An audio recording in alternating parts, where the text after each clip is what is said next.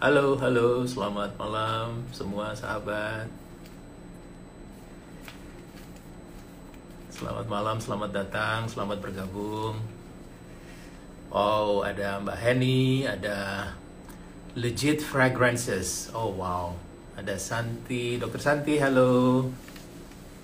Ada Dokter Widya, Dokter Yuda, Dokter Ineke Jane.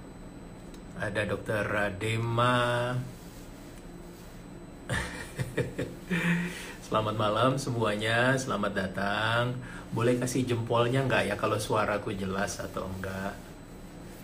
Oh wow, ada Mbak Widya dari Bali. Ya, selamat malam semuanya, selamat bergabung dengan saya Dr. Stanley Setiawan. Saya dermatologis yang berpraktek di Jakarta. Malam hari ini tidak terasa kita sampai ke episode yang ke-58 dari ID Derms dan perjalanannya sampai sejauh ini sudah memberikan banyak informasi buat masyarakat dan rasanya malam hari ini kalau kita berbicara tentang berbagai macam pengetahuan yang terkait dengan dermatologi mungkin tidak ada habisnya. Oke, malam hari ini aku akan ditemani oleh salah seorang narasumber yang sangat ahli di bidangnya. Dan malam hari ini kita akan berbicara tentang laser vaskuler atau laser pembuluh darah. Solusi canggih untuk mengobati atau menangani kelainan-kelainan pembuluh darah pada kulit kita. Oke. Selamat datang baru yang bergabung. Kita lihat dulu pada malam hari ini siapa aja yang sudah bergabung. Wah, sudah banyak ya. Semua sehat-sehat saja. Semoga semua sehat-sehat saja ya. Malam hari ini kita akan ngobrol santai, jelas, kemudian juga kita harapkan ada take home message yang baik buat kita semua tentang apa itu laser vaskular dan bagaimana laser ini bisa berperan penting di dalam menangani kelainan-kelainan vaskular atau kelainan-kelainan pembuluh darah, khususnya dalam bidang dermatologi. Oke, kita lihat dulu ya. Oke.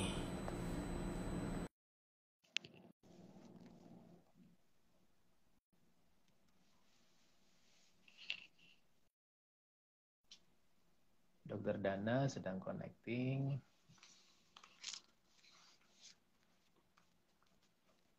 Jika nanti para sahabat ingin bertanya atau ingin berdiskusi lebih lanjut pada saat materi waktu disampaikan, kemudian akan timbul pertanyaan, silahkan ada kolom di bawah. Nanti kita akan coba untuk berdiskusi bersama. Dan Dokter Dana akan memberikan berbagai penjelasan terkait dengan pertanyaan-pertanyaan yang nanti akan diberikan. Oke, masih connecting dengan Dokter Dana, kita tunggu sebentar ya.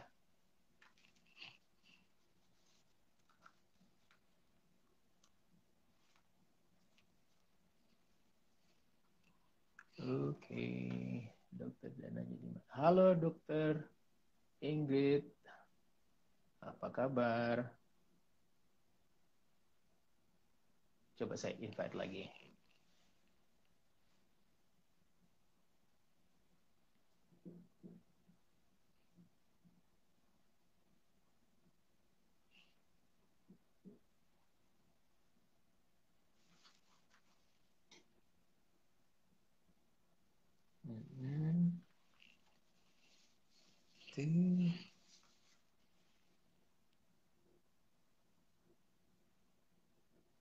Wah, udah banyak juga yang bergabung ya. Ada Dokter Rita, cek rambut kakak. Oh, sudah. Tidak terlambat. Ada Dokter Kevin Samuel, ada Dokter Nina, ada Dokter Hari. Wah, banyak. Terima kasih ya teman-teman sudah bisa menyempatkan waktu untuk bergabung malam hari ini. Ada Manado Skin Chat juga. Thank you, thank you. Oke. Mana ya? Oke, coba lagi ya.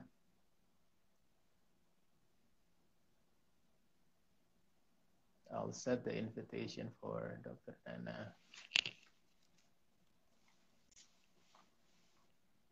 Oh, Dr. Stanley, Pak Ron join malam hari ini untuk mendengar kunci vaskular. Luar biasa. Hello, Mr. Ron. How are you today? Hai, finally. Dr. Dana, selamat Halo, malam. Dokter Stanley, malam. Oke. Suara saya jelas, Dr. Dana? Jelas, loud and clear. Jelas. Oke. Selamat malam, Dokter Stanley. Selamat malam. Malam, viewers. Sibuk ya? Ya, Oke. alhamdulillah dok, produktif yang penting. Produktif ya. Saya Siap. dengar baru dari rapat, kemudian menyempatkan waktu untuk memberi edukasi luar biasa, Dr. Dana. Terima kasih loh ya, bisa bergabung dengan Terima saya kasih. malam hari ini. Sama-sama dok, terima kasih udah diundang. Oke. Sebelum kita lanjut, saya ingin sedikit berbincang-bincang tentang judul yang akan kita bahas pada malam hari ini, yaitu tentang laser vaskular. Laser vaskular, solusi canggih untuk mengatasi atau solusi untuk berbagai kelainan pembuluh darah di kulit kita. Nah, laser itu kan ada banyak sekali, kemudian sebelum sampai ke nanti pilihan daripada lasernya, mungkin Dr. Dana juga nanti akan menjelaskan sedikit tentang target atau kelainan daripada pembuluh darah yang sehingga membutuhkan modalitas terapi dengan menggunakan laser.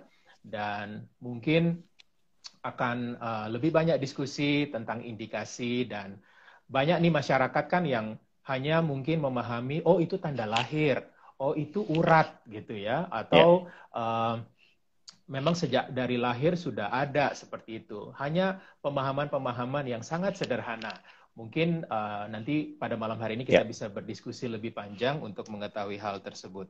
Namun sebelum itu, saya kenalkan dulu ya para sahabat ID Derms, pembicara atau narasumber yang malam hari ini bergabung dengan kita. Dr. Muhammad Akbar Wedayana, spesialis kulit dan kelamin Fins Divi, menyelesaikan pendidikannya di Universitas Indonesia pada tahun 2010 dan pada saat ini berpraktek di Jakarta, dan beliau banyak terlibat dalam berbagai macam organisasi, terutama berkaitan dengan topik yang akan kita bicarakan pada malam hari itu, atau kelompok studi laser sebagai seksi ilmiahnya ya dok ya, benar ya? Siap dok. Kemudian pada saat ini juga beliau seorang dosen luar biasa, pengajar kosmetik pada Fakultas Kedokteran Universitas Hasanuddin Indonesia dari sejak tahun 2015 ya dok ya. Oke, jadi malam hari ini kita akan bicara dengan seorang dosen yang pasti akan sangat jelas memberikan info kepada kita. Oke dok, kita mulai aja ya Dokter Dana ya. Siap dok. Sorry, karena tadi saya ngeprintnya kecil, jadi saya izin ya pakai kacamata ya Dokter Dana ya. Okay. Lebih ganteng dok, menambah kegantengan. Oke, Dokter Dana. Laser itu kan banyak sekali dalam bidang dermatologi, benar gak dok? Nah, betul. Dan banyaknya laser itu juga diiringi dengan banyaknya indikasi-indikasi yang harus disesuaikan dengan kebutuhan laser tersebut. Malam hari ini kita akan bicara tentang laser vaskular. Dari namanya saja kita kan bisa paham bahwa oh ini mungkin untuk vaskular atau pembuluh darah. Nah, sebelum sampai ke alatnya atau modalitasnya, ada baiknya kita mengenal dengan baik ya kelainan-kelainan atau kondisi-kondisi atau diagnosis yang berkaitan dengan kelainan pembuluh darah yang bisa timbul pada kulit manusia sehingga membutuhkan laser penanganan dengan menggunakan laser vaskular. Kira-kira apa sih dok kelainan-kelainan vaskular yang bisa timbul pada tubuh manusia, dalam hal ini di kulit manusia? Dr. Stanley. Jadi kan memang kelainan vaskuler ya atau kelainan pembuluh darah di kulit insinya kita sebagai dermatologis. Jadi biasanya tampak itu di kulitnya itu ada kelainan-kelainan kulit yang sebenarnya asalnya dari pembuluh darah atau pembuluh limfe, dan ya dia komponennya mengandung pembuluh darah ya. Dia bentuknya itu bisa rata kulit atau agak menonjol. Nah, warnanya itu biasanya merah seperti warna merah darah atau bahkan biru atau keunguan, dok.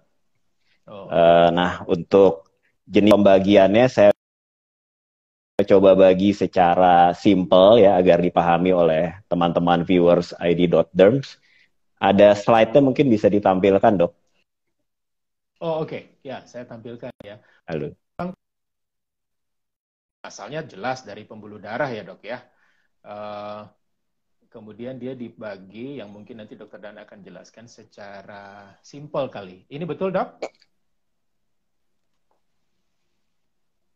Sudah muncul? Iya. Halo. Ya. Halo. Kedengeran, Dokter Dana? Jelas, Dok? Dr. Stanley. Halo, Halo. Dokter Dana. Ya. Kedengeran? Iya, kedengaran, Dok. Kedengaran. Oke. Iya. Slide-nya Ya, cukup jelas, Dokter saya Dana? membaginya cukup jelas, Dok. Cukup jelas. Ya.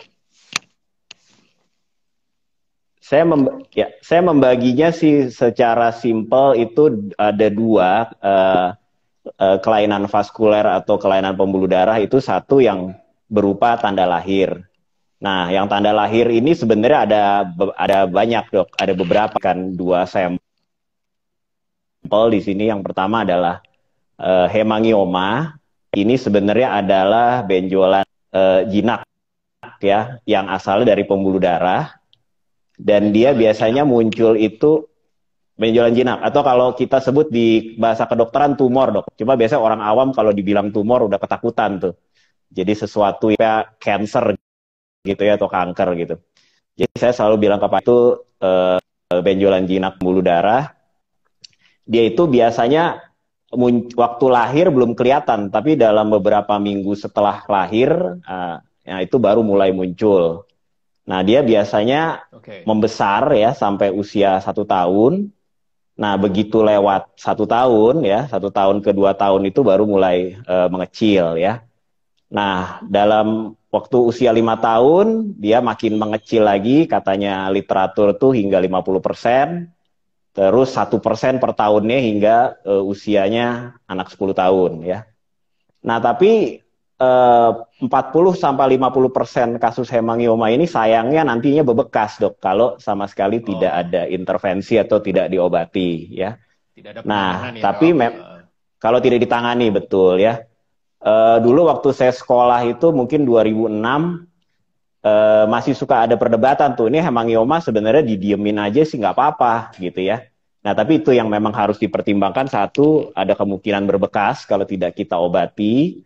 Terus yang kedua, ada beberapa kasus hemangioma yang memang sebaiknya diobati. Misalnya kalau dia membesarnya cepat sekali.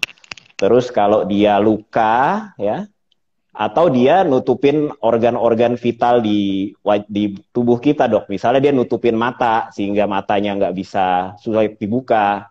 Dia ada di daerah kelamin misalnya, atau bahkan di hidung, nutupin saluran nafas, airway-nya. Nah, itu contoh kasus yang sebaiknya diobati, begitu. Baik. Ya. Berarti kalau lihat dari penjelasannya Dokter Dana, memang betul banyak sekali tumor atau benjolan yang berkaitan dengan abnormalitas pembentukan pembuluh darah. Cuman kan memang tidak bisa dibahas satu persatu. Dan ini sangat bagus sekali Dokter Dana bisa mengambil satu contoh yang sering ditemui di masyarakat, yaitu hemangioma atau tanda lahir. Ada beberapa pemahaman. Jadi sorry ya, Dok, saya agak sedikit review supaya yang baru masuk juga bisa carry on dengan kita. Ada pemahaman. Dr. Stanley salah satu expert nih. No. Supaya nanti kita bisa live sendiri sebenarnya, Dok. Gitu. Jadi memang ada spontaneous healing itu memungkinkan, tetapi juga ada pertimbangan-pertimbangan khusus harus ditangani, seperti yang tadi Dokter Dana sudah jelaskan, kemungkinan letak anatomis atau mengganggu fungsi dan lain-lainnya gitu ya, Dokter Dana ya. Betul. Selamat datang ya buat sahabat-sahabat yang baru bergabung ya. Silakan Dokter Dana. Nah, kalau misalnya itu sudah kita temukan, kira-kira dia bisa muncul di mana saja sih, Dokter Dana, lokasinya? Oh, bisa di mana-mana, Dok. Memang yang paling sering sih di wajah ya, Dok.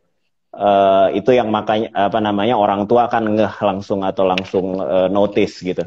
Tapi itu tadi seperti saya bilang, dia bisa juga, mohon maaf, saya ada kasus di kelamin misalnya, atau di bokong, atau di lengan.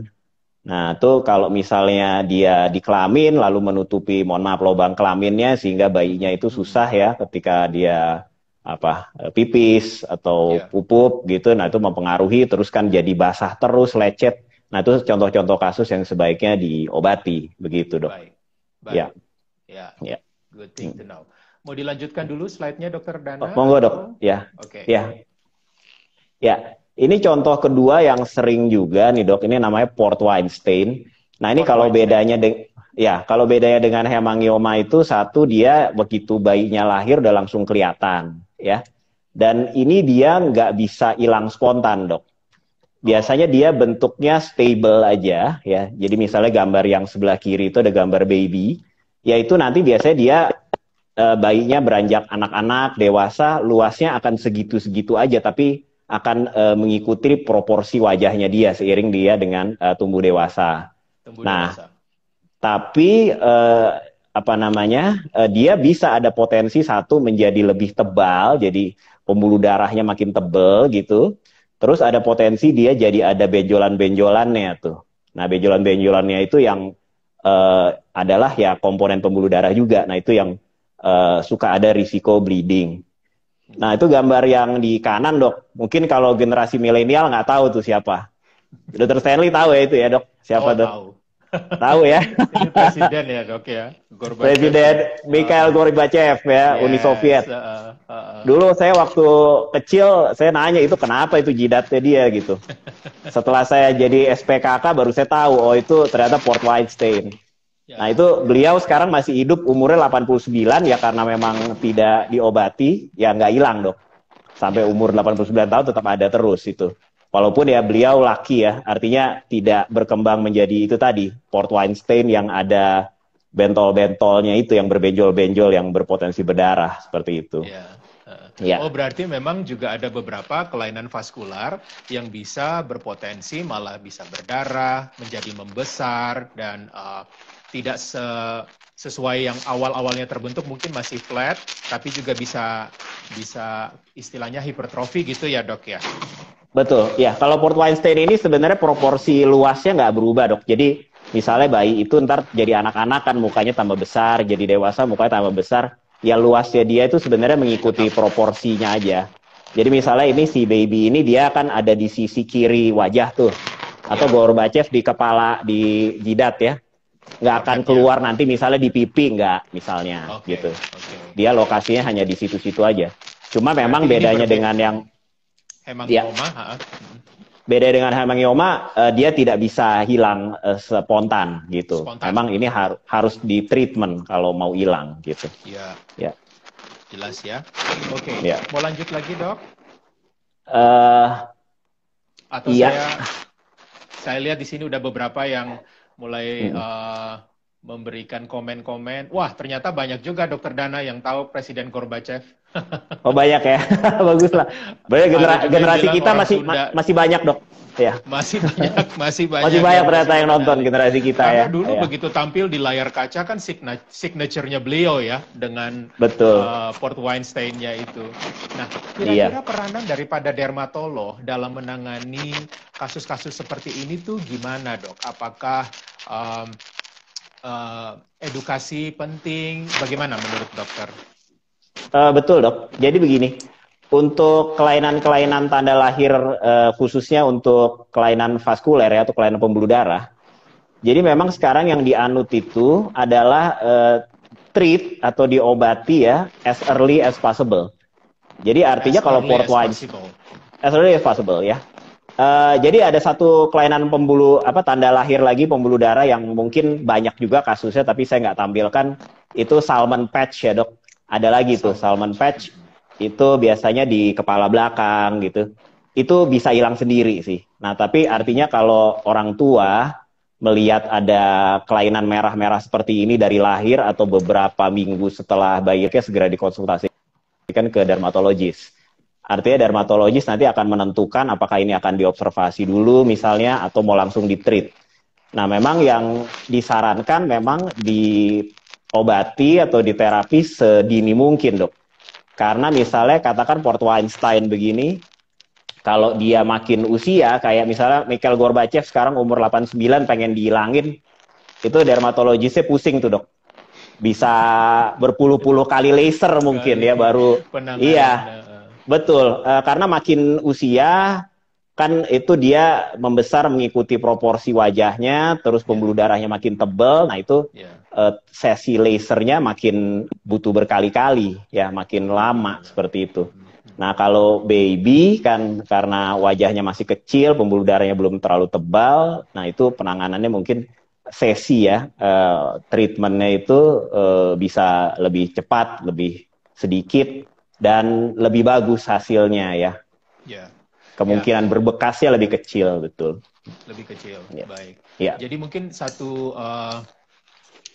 poin yang bisa kita tangkap dari penjelasan dari Dr. Dana malam hari ini khusus untuk Port Wine apabila para orang tua dari sahabat semua yang mungkin menyaksikan malam hari ini melihat ada tanda seperti ini, ada baiknya langsung dikonsultasikan dengan dermatolog untuk di-assess dengan baik dan kemudian akan ditentukan apakah segera bisa dilakukan tindakan atau menunggu dan berbagai macam pertimbangan untuk indikasi sesuai dengan kelainannya ya dok ya. Betul dok. Baik, oke. Kita lanjutkan ya dok.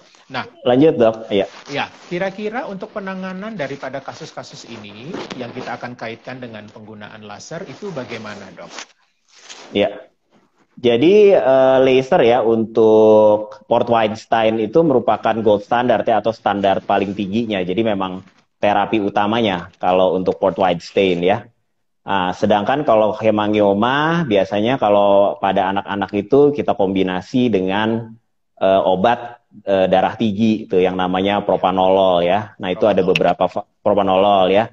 Nah itu kita biasa propanolol itu biasanya kalau di penelitian ada yang diminum, ada yang dioles ya biasanya berupa tetes mata atau ada juga yang seingat saya ada yang bentuknya salep gitu kalau di luar negeri. Nah itu kalau yang minum itu kita harus kerjasama tuh atau kita harus saling berkomunikasi dengan dokter spesialis anak ya. Jadi ada hal-hal kondisi bayinya harus diperiksakan dulu gitu oleh dokter anak sebelum kita berikan obat itu. Nah itu dikombinasi dengan laser biasanya dok. Ya. Nah misalnya kalau kita mau menggunakan laser untuk kasus ini katakanlah dok ya, terlepas dari berbagai macam kasus-kasus kelainan pembuluh darah. Kira-kira jenis laser yang seperti apa yang menjadi pilihan atau gold standard yang seperti tadi Dr. Dana sampaikan dan kira-kira kalau misalnya ada orang tua kebetulan punya putra atau putri mereka dengan kondisi ini pasti kan akan mereka tanyakan berapa kali, berapa lama, intervalnya berapa, jaraknya berapa kali gitu dan penanganannya bagaimana. Mungkin Dr. Dana bisa share sedikit kalau hal tersebut terjadi gimana dok? Ya, terima kasih dok. Jadi banyak ya laser ya. Jadi intinya memang laser vaskuler itu memang biasanya spesifik atau paling enggak indikasi atau kegunaan utamanya memang untuk kelainan-kelainan vaskuler seperti kita ketahui kan laser itu banyak sekali ya dok ya. Nah tapi kalau yang namanya laser vaskuler itu harusnya indikasi atau kegunaan utamanya memang untuk kelainan-kelainan pembuluh darah ya. Nah itu banyak dok jenisnya ya. Biasanya nomor satu kan kalau dokter kulit nih udah ngerti semua ilmunya. Memang kan panjang gelombangnya memang harus yang diserap oleh si pembuluh darah itu sendiri ya.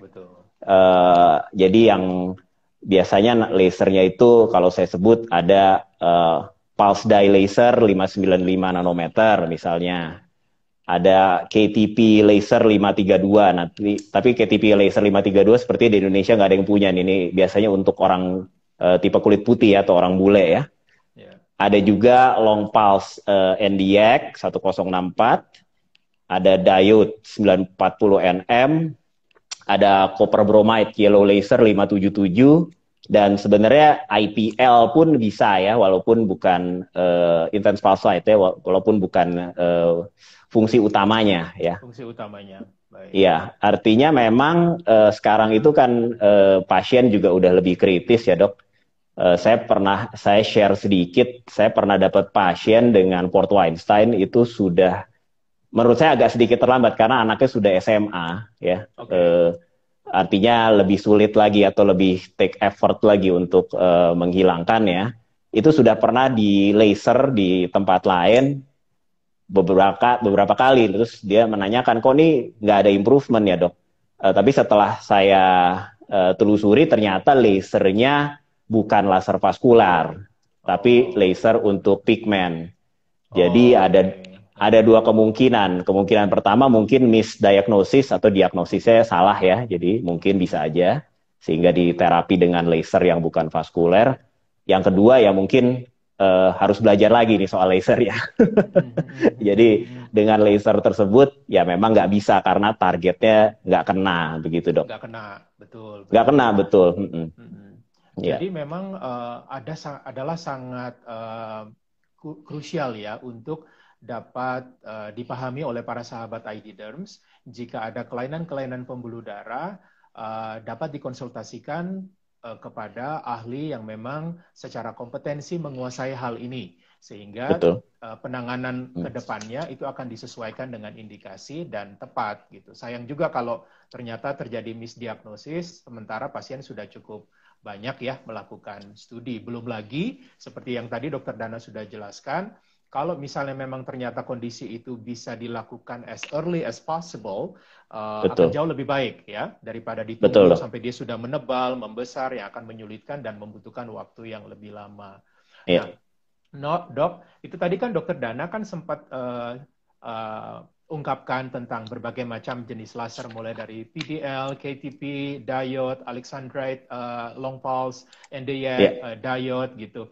Kemudian dokter sempat menyampaikan, mungkin ini agak sedikit lebih spesifik, cuman saya tertarik mendengar tadi Dokter Dana sampaikan ada beberapa yang cocok untuk kulit putih, ada yang beberapa yang cocok untuk kulit berwarna. Apakah memang ada perbedaan yang cukup signifikan yang perlu diketahui oleh para sahabat ID Derms untuk juga berhati-hati dan paham betul bahwa jenis kulit, katakanlah jenis kulit kita orang Indonesia itu juga harus mendapatkan penanganan secara khusus, dok?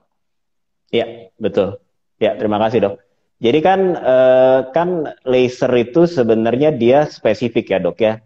Jadi ada beberapa apa itu istilahnya syarat-syarat untuk laser itu bisa bereaksi dengan target yang kita target. Dalam hal ini kan target kita pembuluh darah ya. Betul. Jadi kalau misalnya untuk pigmen ya kita pilih laser yang targetnya spesifik atau diserap sama si pigmen itu. Jadi kalau laser vaskuler ya kita berharap laser yang kita tembakkan diserap langsung oleh si si kelainan pembuluh darah ini. Nah, tapi kadang-kadang itu yang menyerap sinar laser itu bukan cuma pembuluh darahnya dok, tapi juga pigmen misalnya. Nah, apalagi kan kita orang Indonesia itu kan dibilangnya skin of color ya, atau dianggap darker skin type ya. Jadi kan kita kebanyakan itu kalau yang sawo mateng tuh tipe kulit 4 ya dok ya. Mungkin teman-teman kita yang di Indonesia Timur udah masuk kulit 5 ya. Teman-teman kita yang light gitu mungkin tipe kulit 3. Nah, artinya apa? Kalau tipe-tipe kulit ini kan pigmen melanin lebih banyak. Nah, kadang-kadang itu kalau kita tidak, artinya begini, kita itu sudah fitrahnya atau takdirnya kita itu bukan tipe kulit yang ideal atau yang aman sekali kalau mau dilakukan laser gitu. Karena pigmen melanin kita ini bisa ikut nyerap sinar laser, nah akhirnya terjadi efek samping yang tidak diinginkan, misalnya jadi gosong ya, terus bekasnya jadi berbekas, jadi hitam misalnya. Nah itu memang penting sekali untuk pemilihan jenis-jenis laser ini ya. Tapi saya rasa di Indonesia itu sih sebenarnya laser-laser vaskuler yang ada, saya rasa sih sudah suitable ya untuk tipe kulit berwarna seperti kita. Nah cuma tinggal pengoperasiannya aja dok.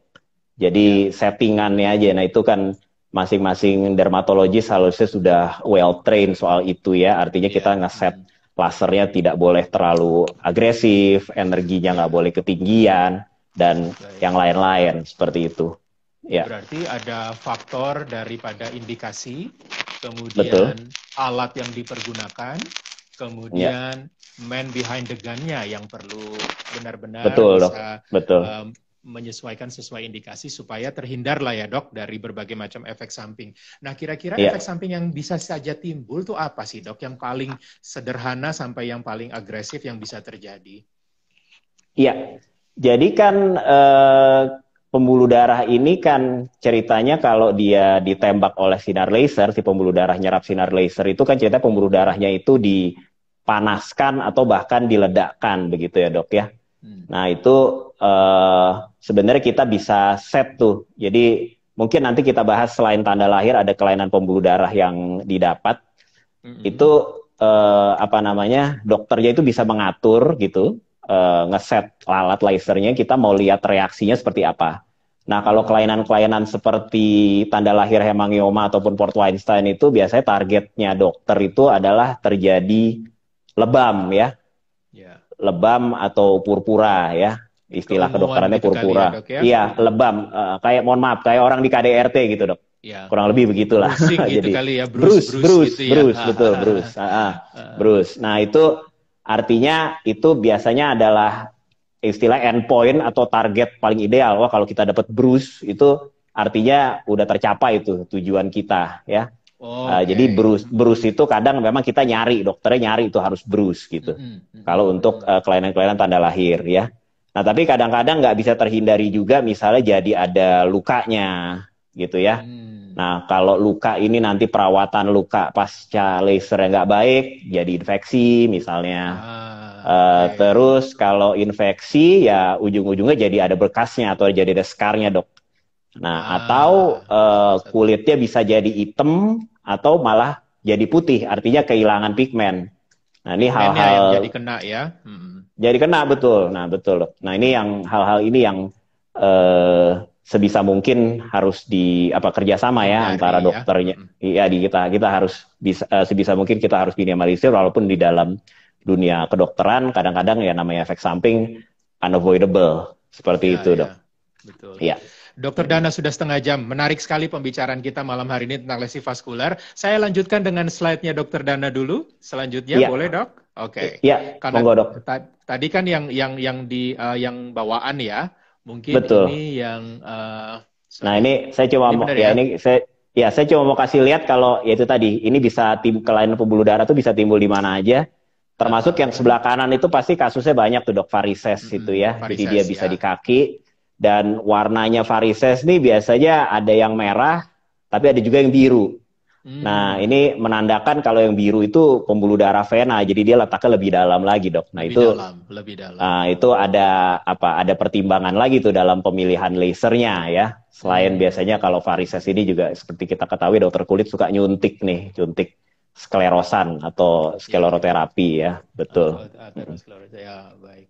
Ya, nah, dok, misalnya timbul pertanyaan, kira-kira untuk area anatomi daripada manusia paling banyak kalau dibandingkan area wajah kah atau area badan yang paling banyak timbul kelainan pembuluh darah ini, dok?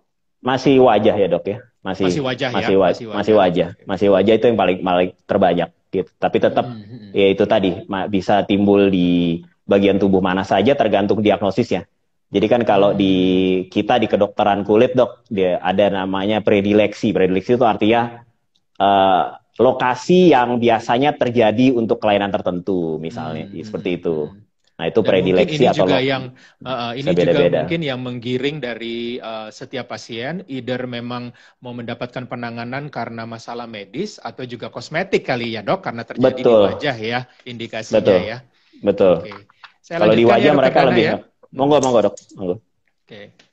Nah, ini yang lainnya dok. Silahkan dok. Ya, jadi tadi kan kita bagi dua ya kelainan vaskuler atau pembuluh darah ini. Nah ini kalau tadi yang tanda lahir, kalau ini yang istilah kedokterannya didapat ya. Didapat itu artinya terjadinya ya ketika didapat ya. Jadi acquired bahasa Inggrisnya. Jadi didapatnya entah ketika udah mulai beranjak anak-anak atau dewasa. Karena pengaruh-pengaruh eksternal. Nah ini misalnya ini pasti banyak kasusnya dok. Ini telangiektasia ini pelebaran pembuluh darah kecil atau kapiler ya. Jadi pembuluh darahnya pecah seperti itu. Nah ini penyebabnya bisa macam-macam dok. Bisa karena proses penuaan kulit secara umum ya, terutama penuaan kulit yang dari luar ya karena sinar matahari, bisa juga bakat ya atau genetik, eh, bisa juga karena alkohol atau pengaruh kehamilan, ini bisa juga ya. Tapi bisa juga dok, satu karena efek samping produk nih. Nah ini paling banyak kalau menurut saya ya. Karena dari di pengalaman saya di praktek, biasanya ada riwayat pakai produk atau krim entah beli di mana gitu, yang kemungkinan kalau kita mengira-ngira ada kortikosteroid ya seperti itu ya. Nah jadi pembuluh darahnya jadi muncul seperti itu. Nah ini kasus paling banyak. Atau bisa juga ada penyakit yang namanya rosacea ya dok. Rosacea ini kan sebenarnya saudaranya jerawat, walaupun pada orang Indonesia, ya, akne ya, saudaranya akne. Walaupun pada orang Indonesia kejadiannya agak lebih jarang dibandingkan orang kulit putih. Nah ini biasanya selain ada pelebaran pembuluh darah atau pembuluh darah pecah-pecah begitu, dia biasanya ada bentol-bentolnya juga, seperti jerawat, seperti itu. Nah, ini Berarti juga memang salah. ada ini ya. Mm-mm.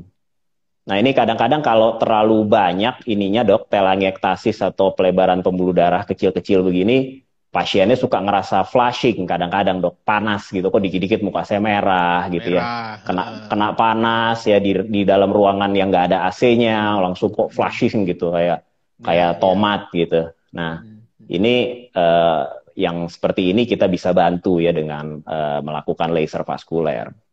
Ini mungkin yang dikenal oleh banyak orang seperti timbulnya urat-urat di wajah kali ya dok ya. Yang Betul, malam betul hari dok, ini kita betul, ngomong. betul, Jadi betul.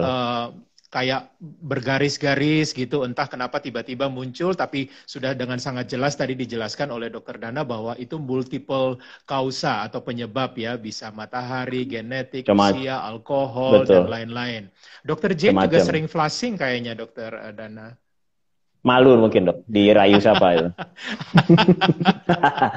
Banyak Oke, kita eligible lanjutkan dok. bachelor. Yuk, monggo dok. Ready to mingle. Ready to Oke, mingle. ini apa Mm-mm. lagi nih dok? Nah, Apakah ini merupakan menarik. salah satu Nah, indikasi juga kah? Atau ada nah kaitannya dengan betul, pembuluh darah? Atau betul vascular dok. laser juga bermanfaat untuk kondisi seperti ini? Silakan dok. Ya ini menariknya begini dok. Laser vaskuler ini bisa juga gitu untuk kelainan-kelainan yang bukan pembuluh darah murni ya. Nah ini misalnya kayak yang di atas tuh gambar keloid ya. Keloid itu kan bekas scar ya, scar yang jadi berbentuk benjolan atau tumor tuh biasanya pasiennya ngeluh entah gatal, entah nyeri.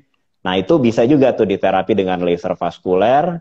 Nah kasus yang bawahnya tuh erythema post acne, kalau teman-teman ada yang mengalami atau ngelihat orang jerawatnya berat, nah terus sembuhnya bebekas begitu. Nah, itu namanya kemerahan atau eritema, kemerahan pasca jerawat atau eritema post acne. Nah, itu juga bisa diterapi atau diobati dengan laser vaskuler. Jadi kan biasanya keluhan pasiennya, dok, saya udah nggak jerawatan, cuman merahnya ganggu bener nih. Nah, itu kalau kita bisa dengan laser vaskuler membantu pasien untuk meredakan merah-merah itu dengan lebih cepat ya. Seperti itu, dok. Jadi ini menariknya ada indikasi atau kegunaan lain dari laser vaskuler untuk kelainan yang sebenarnya bukan kelainan pembuluh darah. Nah, contohnya keloid, ya terus ya ini kemerahan pasca jerawat ini. Oke. Apakah Ya, kemerahan-kemerahan yang timbul itu juga ada kaitannya dengan pembuluh darah walaupun mungkin tidak secara sepenuhnya itu kelainan pembuluh darah, dok? betul Sehingga ada dok, diperlukan. ada, Oh, oke. ada. Memang ide awalnya dari situ ya, dokter-dokter ahli laser di dunia, biasanya di Amerika tuh ngulik-ngulik gitu. Oh ini kok ada, ternyata ada komponen pembuluh darahnya, cobain di laser, pakai laser vaskuler.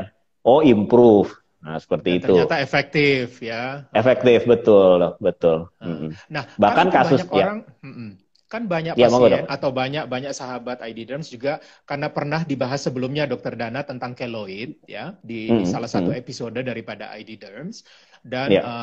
mungkin juga sudah pada cukup memahami penanganan-penanganan tentang keloid. Nah, sekiranya ini agak jump out dari topik sedikit, kalau misalnya dengan keloid dan ternyata kita pakai modalitas laser vaskular, kira-kira apakah itu dikombinasi dengan treatment yang lainnya ataukah laser vaskular saja bisa menghilangkan atau setidaknya menurunkan daripada hipertrofik dari keloidnya itu sendiri. Idenya bagaimana, Iya, Dok? Strateginya bagaimana iya, betul. kira-kira? Iya. Keloid itu sebenarnya untuk kita termasuk kasus yang sulit ya dok ya, maksudnya stubborn gitu, Mm-mm, kasus mm-mm, yang mm-mm, ini. mm-mm. Jadi memang biasanya kita coba agresif gitu. Agresif itu artinya ya kita kombinasi dok. Jadi kalau yang Mm. biasanya saya lakukan untuk kasus keloid ini setelah right after ya, jadi segera setelah saya melakukan laser, contohnya misalnya pulse dye laser, langsung saya injeksi atau saya suntik ya. Nah, Mm, mm, suntiknya itu mm. biasanya entah pakai triamcinolone acetonit ya, kortikosteroid, dikombinasi juga dengan ada obat anti kanker namanya 5-fluorouracil ya. Itu Urasil, yang biasanya betul. itu yang saya biasanya saya lakukan. Lalu nunggu sesi suntik atau sesi laser berikutnya di rumah kita kasih eh, obat oles seperti itu, Dok. Hmm, hmm, hmm. Ya bisa Berarti obat oles ya.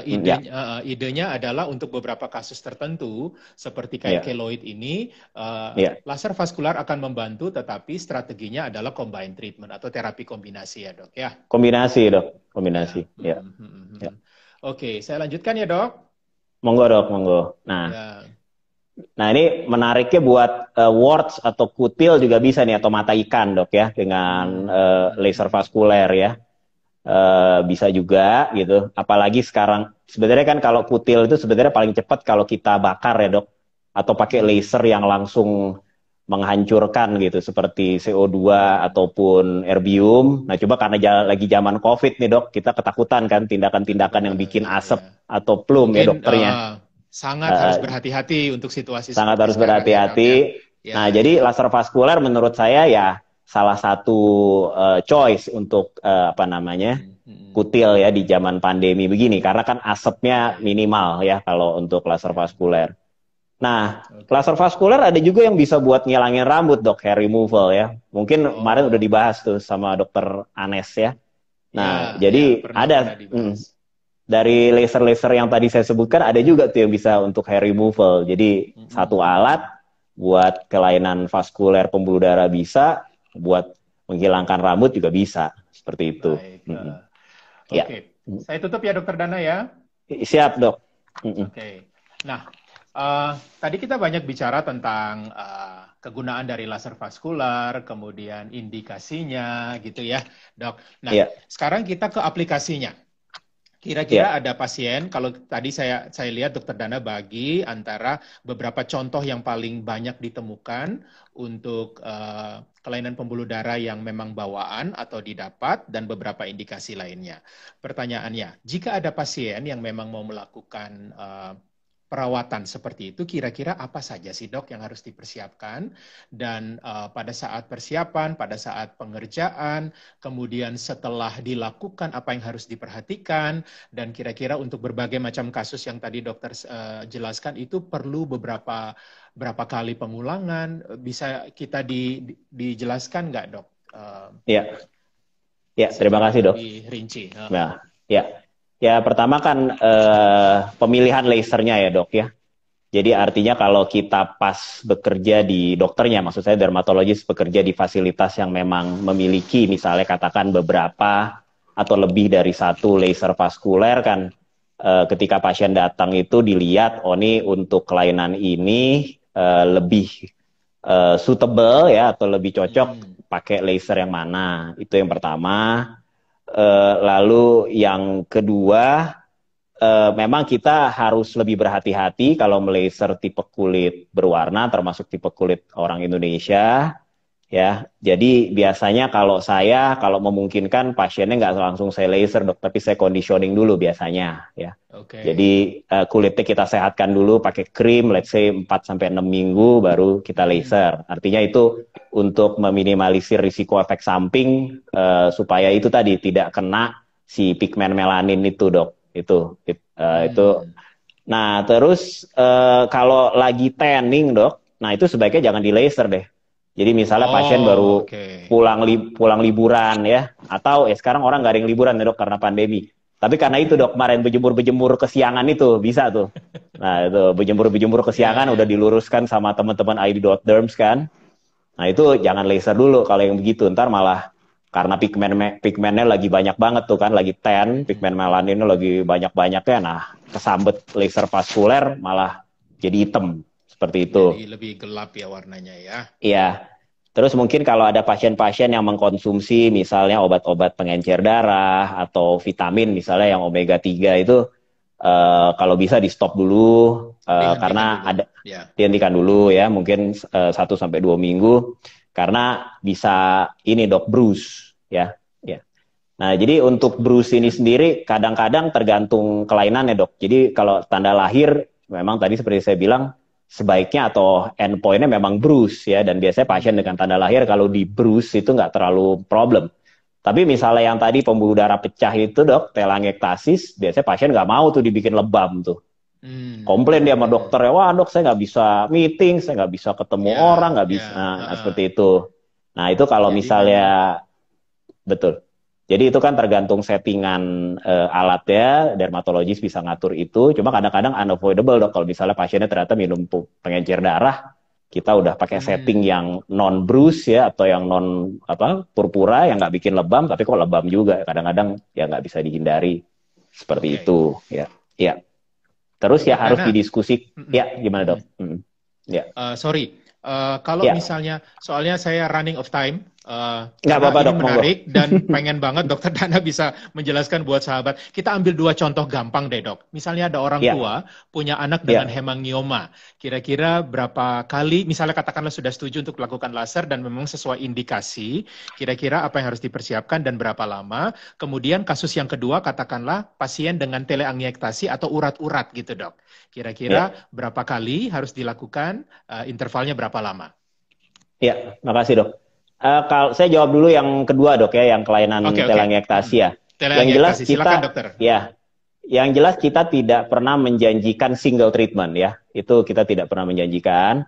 Nah, kalau misalnya pasiennya mau di bruise atau dia nggak apa-apa dok, saya pengen boleh deh, saya pengen cepet aja gitu ya.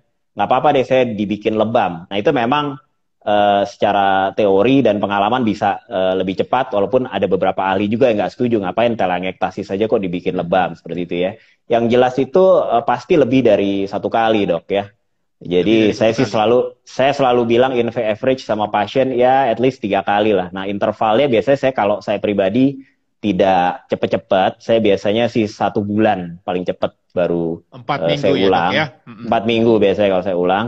Nah kalau yang hemangioma ini memang agak sulit nih. Selalu di literatur kita selalu bilangnya multiple treatment. Dan memang kalau hemangioma itu kan patokannya itu kadang-kadang tergantung nih dari orang tua ya, karena kan memang ada pembicaraan dengan orang tua bahwa ini kan sebenarnya nanti dia bisa mengecil sendiri seperti itu ya. Jadi artinya kan kalau misalnya katakanlah hemangioma berdarah terus nih, nah target kita cuma sampai situ, yang penting udah nggak bleeding lagi gitu ya, udah nggak I bleeding see. lagi gitu ya. Terus misalnya dia di dekat mata, terus kita lihat sessionnya, oh ini dia udah geser nih, udah nggak nutupin bola mata lagi, tapi udah tinggal sampai alis. Nah itu kan secara teori ya udah dok nggak perlu laser lagi ya. Jadi ada Ya, kesepakatan antara dokter dan orang tua. Yang ini kan ya, nanti akan kecil sendiri juga. Yang penting anak saya udah bisa ya. lihat seperti itu.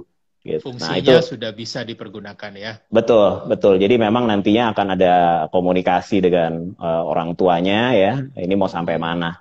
Begitu juga tadi Ya, kalau kembali lagi ke telangiektasis, ya kadang-kadang pasien ngerasa ya belum hilang banget, cuman saya udah nggak flashing dok, udah nggak pernah ngerasa kayak nggak tomat gampang lagi merah gitu, ya. nggak gampang merah lagi, segurina foamy lah, nah, udah cukup misalnya udah 3 kali ya nggak usah dikejar-kejar lagi misalnya seperti itu. I see.